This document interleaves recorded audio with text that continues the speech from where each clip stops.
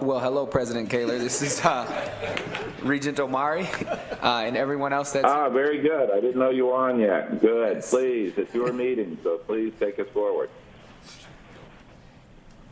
Dean Johnson reporting in from Phoenix, Arizona.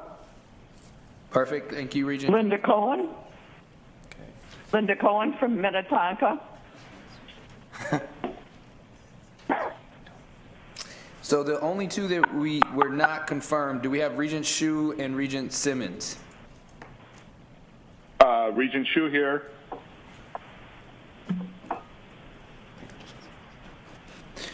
All right, so we will be on the listen for a beep as Regent Simmons joins, but I'm going to call this special meeting of the Board of Regents to order.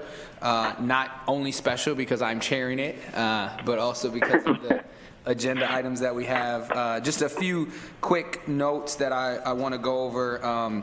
We have one item of business before us, but before we get started, I wanted to just make note, as those in the room know, there are several regents participating, most participating by phone. So given that, when we get to the discussion question portion of the agenda after the presentation, I will actually call by alphabetical order for comments and discussion, because if folks are trying to chime in, we won't be able to see hands and that type of thing, just to keep some organization. Given that, we'll consider action on the President's recommended supplemental 2018 budget request. Before I invite Vice President Kramer to present the item before us, but you can join us at the table, please. President Kaler is on the phone, and I would like to offer him the opportunity to make some introductory remarks. President Kaler. Thank you very much, Chair Omari, and I didn't mean to usurp your ability to call the roll. I was just sitting here by myself wondering if anybody was on the phone. So thank you for this opportunity to address you. As I think all of you know, affordability has been one of my top priorities as president, and I know it is of the board, and we've worked to keep tuition costs down and increases to a minimum for our Minnesota resident students. I think we can take an important step in that continuing journey today, given that the state of Minnesota is expecting a budget of over $300 million. I am recommending that we thoughtfully amend our capital request, operating request, and ask the legislature to invest $10 million of that money in the operating funds for our students and our families. We can do that with almost certainly, I will just leave a small wiggle room since we haven't finished all of the budget implications, but I'm very confident that we can freeze Minnesota resident undergraduate tuition on the Twin Cities campus for the third time in 6 years and for the fourth time in 6 years in Crookston, Duluth, Morris, and Rochester, while making appropriate investments in our people and our programs. So my recommendation to the board strongly is to approve this request, and I know Vice President Kramer is at the table, and I would ask him to provide some more details for the board for discussion. Thank you. Thank you, President Kaler. Please, Vice President Kramer. Mr. President, thank you. Mr. Chair and members, I'm pleased today to present the President's supplemental budget request of $10 million to the Minnesota Legislature. As you know, on February 28th, the Minnesota forecast, it is called the February forecast, from the Minnesota Management and Budget Office, suggested that there will be a surplus of approximately $329 million in the current biennium. In conversations with both the executive branch and the legislative branch, we are told that they are at least tentatively open to modest requests against that supplemental budget in the current session. As you may know, and it is explained in the docket material, this $10 million request is essentially not new money. It is restoration of the tails that were removed from both the University of Minnesota and Minnesota State Colleges and Universities operating base budget in the 2017 legislative session. We're requesting through this $10 million supplement the restoration of that tail to our base allocation. Minnesota State is making the exact same request, although in addition, they are asking for $21 million out of that budget surplus for a tentative IT initiative. As the President noted, if this budget request is granted by the Minnesota Legislature, we'll be able to freeze in-state tuition for Minnesota residents and hold that flat. That means that since 2012, at the Twin Cities campuses, tuition will have gone up 0.8% annually, and in our outstate campuses, 0.36% since 2012, both obviously well below the rate of inflation. Mr. Chair, members, I'd be happy to answer any questions. Thank you, Vice President Kramer. And with that, as mentioned, first I will entertain a motion and a second, and then move to discussion after that. Motion? Chair Omari, this is Regent Powell. I'll move it. We got a move. Second, Regent Swigum. And we've got a second. And now I will move into discussion by alphabetical order as mentioned. So Regent Anderson, you're up. I'm fine. All right, Regent Beeson. Thank you, Mr. Chair. Thank you, Mr. Kramer, for the presentation. This strikes me as a reasonable request given the surplus, and as you alluded to, would keep continue our record of no increase or low increase for undergraduate resident tuition and at 0.8% since 2012. That has been a hallmark of this administration, and so I do support this resolution and appreciate the work that lies ahead to get this approved at the legislature. Thank you, Regent Beeson. Regent Cohen. Yes, I also very much support this resolution. Again, I agree with Regent Beeson and think that a 0.8% annual increase since 2012 is really helping our Minnesota families and Minnesota students. And so I think if once again we can even keep the tuition flat, that is a great service to Minnesota, and I very much support the resolution. Thank you. Thank you, Regent Cohen. Regent Hsu. Thank you, Mr. Chair. Can you hear me? Yes, we can. Okay, thank you. I support freezing tuition, as you all know, but I would like to move an amendment because I believe that we should be freezing on our own, and any additional monies from the legislature should be used to reduce tuition. So I believe everyone has a copy of my proposed changes, and if not, if we could have it distributed. Regent Hsu, we do in person, and it was also sent out electronically, but if needed, if anyone doesn't have it, we can certainly read the amendment. Yeah, if you could do me a favor, just since I'm remote, if you could just read the amended section. Certainly, I would appreciate it. I'm going to have Executive Director of the Board, Mr. Steves, read the amendment. Mr. Chair, the amended resolution in the fourth whereas clause would read as follows.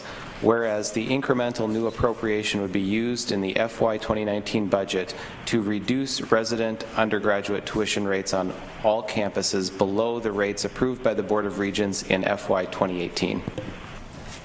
Thank you, Mr. Steves. Regent Hsu, any other commentary? The only other thing I would add is that this is very general in keeping with the original resolution, and there's plenty of time yet this year to discuss how that money could be used if we receive it to reduce tuition at the various campuses. Thank you. So at this time, we have an amendment on the floor, which would require a second from another member of the board. I'll second. It's been moved and seconded. We are now on discussion for the amended 2018 state budget requests, and I'll come back to Regent Anderson for any comments and then move through the list once again. Thank you, Regent Omari. I saw this this morning. I think I had an email on it, and this may sound odd, but I actually am in favor of the idea, but against the amendment. I think the proper time to talk about this would be when the full board is here as we move farther into our budget discussions. So I would speak against, I guess, that makes me speak against the amendment at this time. Thank you, Regent Anderson. Regent Beeson. No further comment. Perfect. Regent Cohen? I would agree. I would not be in favor of the amendment at this time. I like the resolution as it was stated, and I'm against the amendment. Thank you, Regent Cohen. Regent Johnson?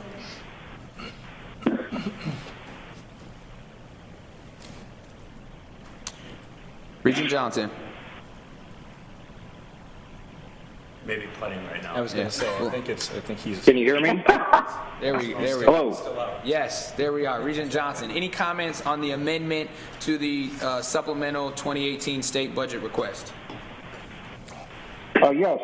At this time, it's always good to talk about tuition and the tuition issue, but I do not think this is the time in which to do it, and would be in opposition to the SHU amendment to this budget request. Thank you, Regent Johnson. Regent Powell, Vice Chair of the Board. Yeah, thank you, Chair Omari. I support the initial resolution. I think a freeze is a very positive step.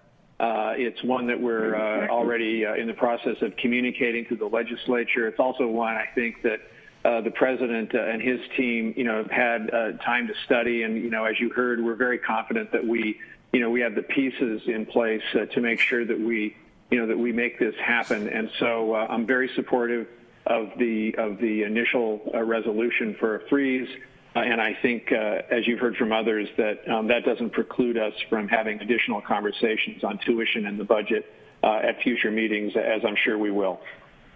Thank you, Regent Powell. Regent Rocha. Thank you. Thank you, Mr. Chair. First, I object to the use of the alphabetical order. I think it should be the proximity to the chair should determine when you get to go. For those of you playing at home, I'm sitting right next to the chair. So a couple things.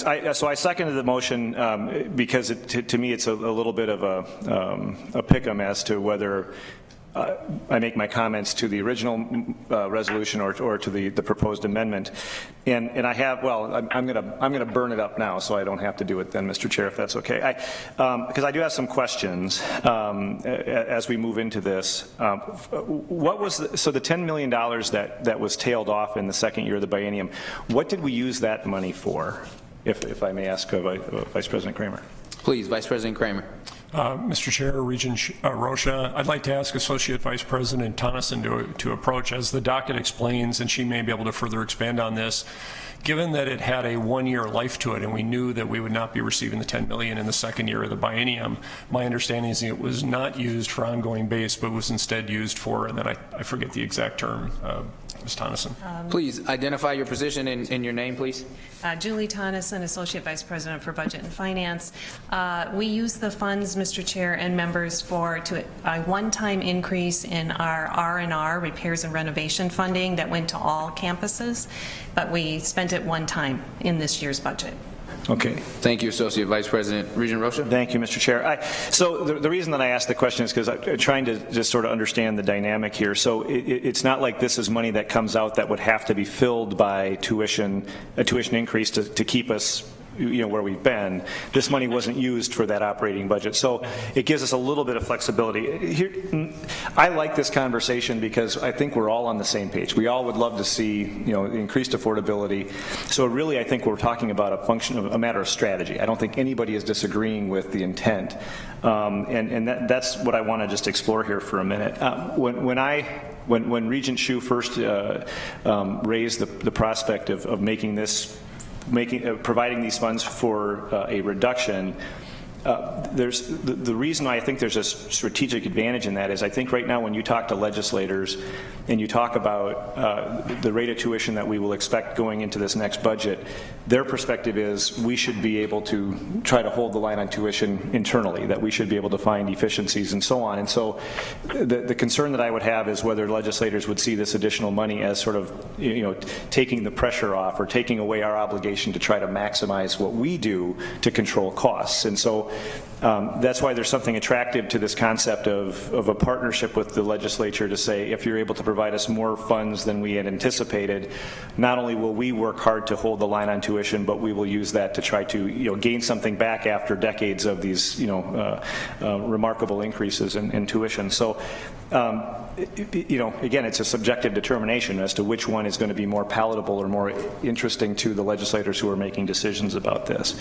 I do want to ask a question, kind of pose the question, and I don't know that, somewhat rhetorical, but certainly interested in people's perspective.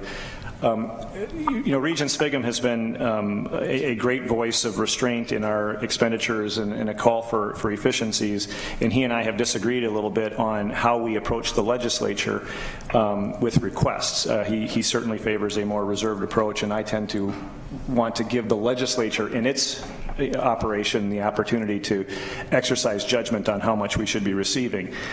When we are going in asking for 10 and our essentially peer organization is coming in at 31, I do think there's a risk that the legislature looks at that and says, well, clearly they have more need because they're requesting more. And the easy button is to multiply it by a factor of 0.7, and all of a sudden now they're getting 20 some million dollars and we're getting 7. Is this enough? Maybe the question for Vice President Kramer, is this a good strategy for making sure that the legislature understands that we have needs every bit as significant, to include tuition modification on our system campuses to make sure they can compete with their peers? Is this the best approach in your opinion? Great thoughts and question. Vice President Kramer. Mr. Chair, Regent Rocha, it's an excellent question, and I can offer a subjective opinion. Obviously, in the case of our capital request, it has been the tradition of the Minnesota legislature that people ask for X, and then the legislature applies a percentage decrease.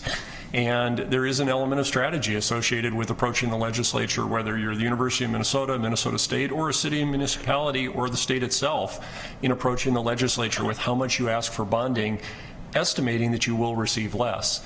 I think our strategy here, and we've received some degree of encouragement from leadership and minority leadership, is that we're not asking for new money. We're asking simply for restoration of the cuts that were made in 2017 as a result of decisions made when the state had a much leaner budget. Now, at $329 million in surplus, it's certainly not a giant sum, but it was encouraging to see the surplus. And again, the modest, I'll say, suggestions we've received that we are not out of line in asking merely for the restoration of $10 million. I can't speak for Minnesota State. I will offer a personal perspective that I think that in a lean year, now asking for orders of multitude or orders of multiple more than your peer, in our case, University of Minnesota, is a dangerous strategy on their part, because particularly in this day and age with MNLARs and others, I don't know if I'd be wanting to ask for money on a software initiative. Yeah. Thank you, Vice President Kramer. Regent Rocha, please. Thank you, Mr. Chair. Last point. I just want to ensure that I have a sense of where the body is, and we can conduct this vote, and I think I've pretty much explored the issues that I would explore on the main motion. I just want to make sure this doesn't create a corollary that if we don't get the $10 million, we're going to increase tuition. We still will have the opportunity to work as hard as we can to maintain affordability for Minnesota families. Thank you. Absolutely. And I'll just check to see if Regent Simmons has joined us.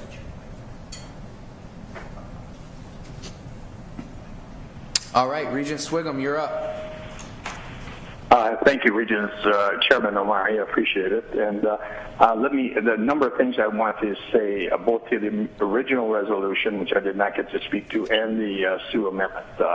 Let me give first, I want to give credit to the President for bringing forward this resolution, which I believe, Mr. President, is a step in the right direction. We're bringing the ball down the field. It might not be a Hail Mary. It might not be a 40-yard drive, but at least it's 5 yards in the right direction. And, Mr. President, I want to give you credit for that. Thank you. Let me also clarify in my mind, at least my statement, my feeling, and to my good friend, Vice President Kramer, and I mean my very, very good friend, I disagree with him completely in regards to whether this is new money or not. I think this $10 million request is absolutely new money, and it is not a restoration of tails or cuts, as Vice President Kramer said. The reason it was not brought forward last year in this 2018 year was that the legislature wanted to avoid the tails. And I think that's a whole nother question when we get to the last words of the resolution, which I might address later. So I completely disagree as to whether this is new money. It is new money, and it is not a restoration of the tails because the tails weren't there. While I seconded the original resolution to get it before us, I believe we can do better. I will be supporting the Sioux amendment. I think we can do better. Understand, members, and certainly to you, Regent Sioux, my friend, it means that we're going to have to do something dramatic. More than just the $10 million, we're going to have to do we'd have to do something dramatic in the form of either addressing the mission of the university, addressing programs, Regent Sioux, maybe childcare, or even an attrition program with employees. We're going to have to do something significant as an action to make this possible, and I, for one, am willing to do that. The question of timing is certainly, I think the focus of this resolution needs to be the request of the legislature, which can be supported by the words of a tuition increase or decrease. But the focus has got to be the request of the legislature. The timing, I think, for this amendment is probably more appropriate in May as we look at our budget. But certainly the direction of trying to do better right now would be in my mind, another good step in the right direction. So I'll be supporting Regent Sioux's amendment, but it's going to take some additional actions amongst all of us to make it happen. Thank you, Regent Swigum.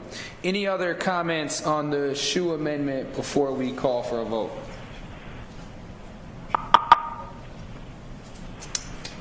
And I'll come back to Regent Sioux as you have made the amendment to see if you have any additional commentary.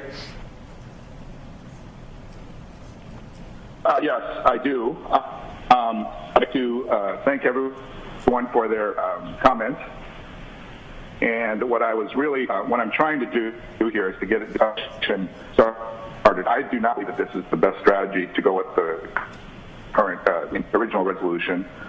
I believe that we've done this in the past. The legislature has figured out that by paying for our increases, they're not really causing us to be more responsible for our costs. And I think our cost control discussion has been started many years ago, hasn't really materialized in any action other than the $90 million initiative.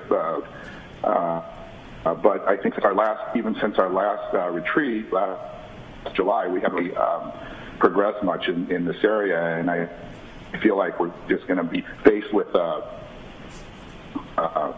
tuition battle again in May or June. And I was actually thinking of having a discussion in March, and then this meeting came up, so I figured, why not start now? But I do believe that from the legislature's perspective, based on what I was able to understand when I was going through the election process in 2015, that they're really looking for some action on our part before they give us any new money. And I think, and I do consider this new money. I do think this is something that is a little bit premature in having a special meeting to discuss in March opposed to May, as was discussed. So in any case, I would ask for a roll call vote on this, and thank you for your time. Thank you, Regent Sioux. I will now turn to Mr. Steves, who will call the roll. And because there's a quorum of the board participating by phone, state statute requires that it is a roll call and that be recorded. Please, Mr. Steves. On the Sioux amendment, Regent Anderson. Regent Anderson votes no. Regent Beeson. No. Regent Beeson votes no. Regent Cohen. No. Regent Cohen votes no. Regent Sioux. Yes. Regent Sioux votes yes. Regent Johnson. No. Regent Johnson votes no. Regent Lucas, absent. Regent McMillan, absent. Regent Powell. No. Regent Powell votes no. Regent Rocha? Yes. Regent Rocha votes yes. Regent Simmons? Absent. Regent Swigum? Yes. Regent Swigum votes yes. Regent Omari? Yes. Regent Omari votes yes.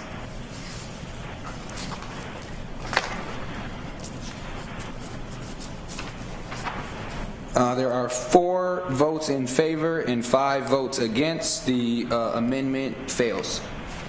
No. Given that, we will come back to the original resolution that we have regarding the supplemental 2018 state budget, and I will ask if there were any comments that were not able to be wrapped into the amended resolution that we saw at this time. Any comments that were not already made by any members of the board? Mr. Chairman, this is Steve. Please, Regent Swigum. Mr. Chairman, members, as you look at the resolution, I just have one thought that I'd like to add, and I do like the direction the President is going and his willingness to move the ball in my mind, the right direction. In the last, now therefore be it resolved, the last line, when we talk about $10 million in recurring funds, the word recurring, as we deal with the legislature and dealing with them very directly and honestly, bothers me just a little bit. The recurring means that it will be put in the tails. Yeah, as you know, Senator Johnson, we worry about tails in the out biennium, especially now it would be the out biennium, it would be 2020, 2020 and 21. While we have a $329 million surplus in this biennium, I think the tails, if I remember correctly, for the out biennium, the surplus came up a little bit. There was a modest increase in the structural balance, but not quite as much as in this biennium. And I just wonder out loud if it wouldn't help us in dealing with the legislature and receiving this $10 million. And I hate to nitpick words. I don't want to get into nitpicking words, but if we took out the word recurring, I wonder if we wouldn't have a little more direct honesty, a little bit more direct strategy, a little bit more direct action with the legislature if they didn't have to necessarily put it in their tails for the out biennium of 2021. And it's just a comment I have. I'm not willing to make an amendment at this point unless others would see the same the positive direction of taking out the word recurring in front of funds in the last line. And maybe, Vice President Kramer, as you and I disagreed in wordsmithing here a little while ago, maybe I could ask you for your opinion on that in regards to the tails in the out biennium, if we would not be more successful if we took the word recurring out of there. Yes, please, Vice President Kramer. Mr. Chair, Regent Swigum, I offer only a perspective. By leaving the word recurring in, I would suggest we're obviously in the long term strengthening the University of Minnesota's position, because then the money does roll into the base. In terms of a conversation with the legislature, I can only offer a perspective. It's extraordinarily hard to forecast, not just 2 years into the future with the current biennium or a year and a half remaining, but the out biennium being 2 years away. It's a national forecast. It's based on macroeconomic forces. I personally would prefer to have it in the recurring, just because I think it makes the University of Minnesota stronger. And if there are future cuts, as decided by the Minnesota legislature, to Regent Rocha's point, we're starting from a higher number. But that's only a perspective, sir. Mr. Chairman, if I could. Oh, sorry, please, Regent Swigum. I'm sorry. No, please, Regent Swigum. Oh, okay. Thank you, Regent Beeson. In response, I understand, I think we all understand it would make the university's position better, Matt. It would make our position better in the out years from a standpoint of action of the legislature in this next 2 or 3 months as they look at the allocations and as they look at the out biennium, the tails in the out biennium. I think it puts us in a further jeopardy and a less chance of getting the $10 million if we're asking for it to be in the tails. And that's, I do understand it would be the university's druthers to put it in the tails. I'm trying to deal in reality as the allocations come forward in May, and the legislature may be looking at curtailing those tails a little bit. In fact, I know they will be. Thank you, Mr. Chair. President Kaler. Thank you, Regent Omari. May I just offer the amateur view to the professional analysis, Regent Swigum.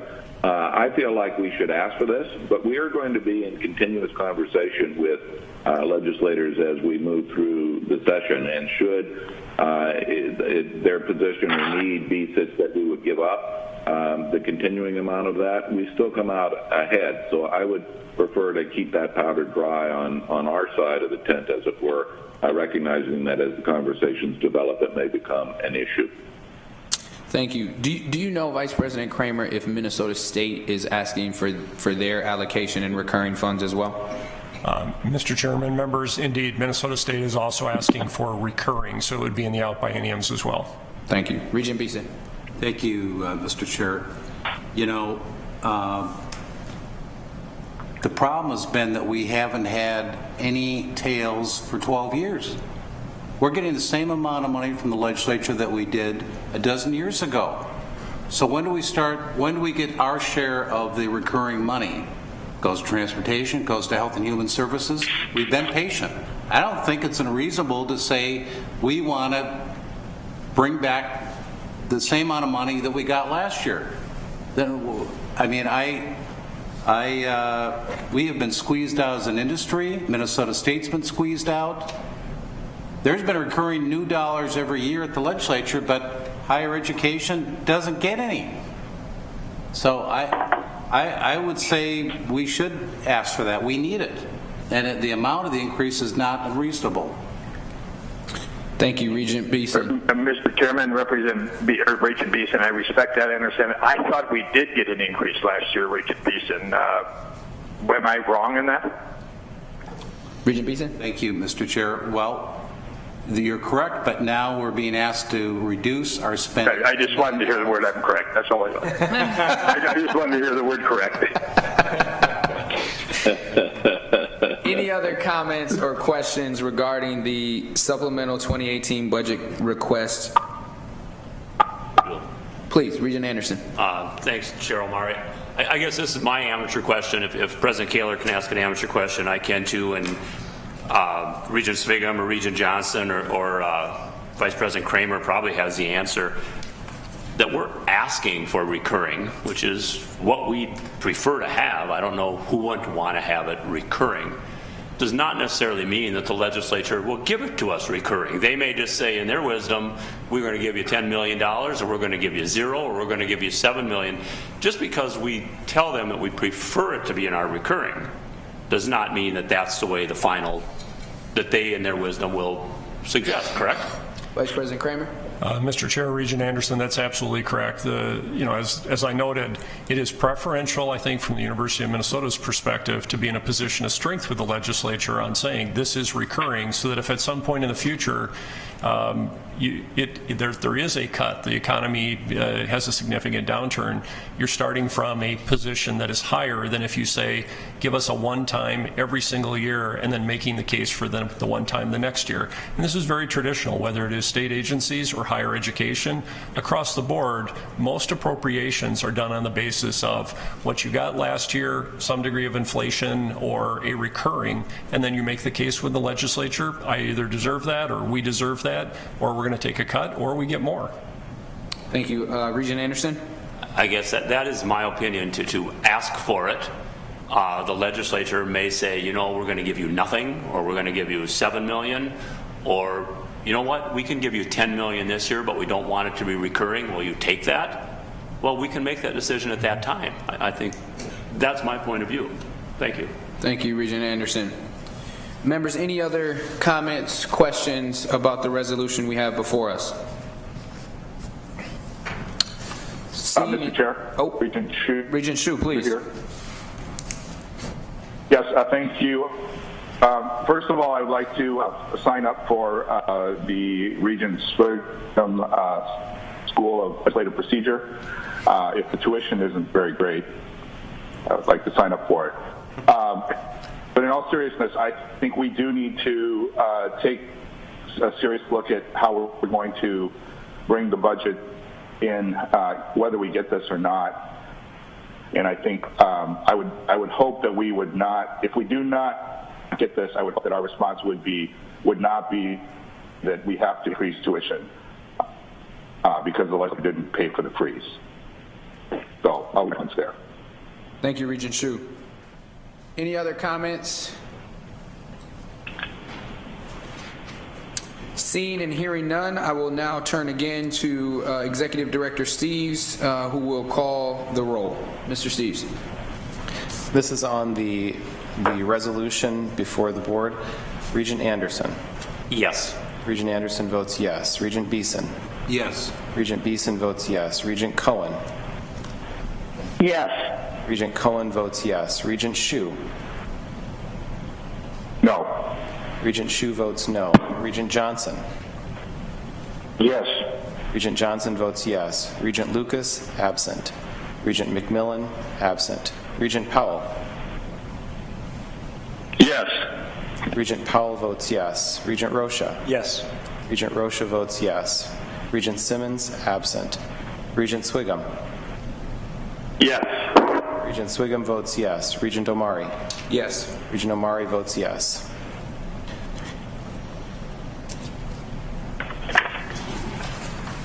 And we have in favor of the motion 8 yeses, against the motion 1 no. The motion to amend the 2018 supplemental state budget request passes. With that, I will call this meeting adjourned. Thank you all for being here. Thank you. Thank you. Thank you.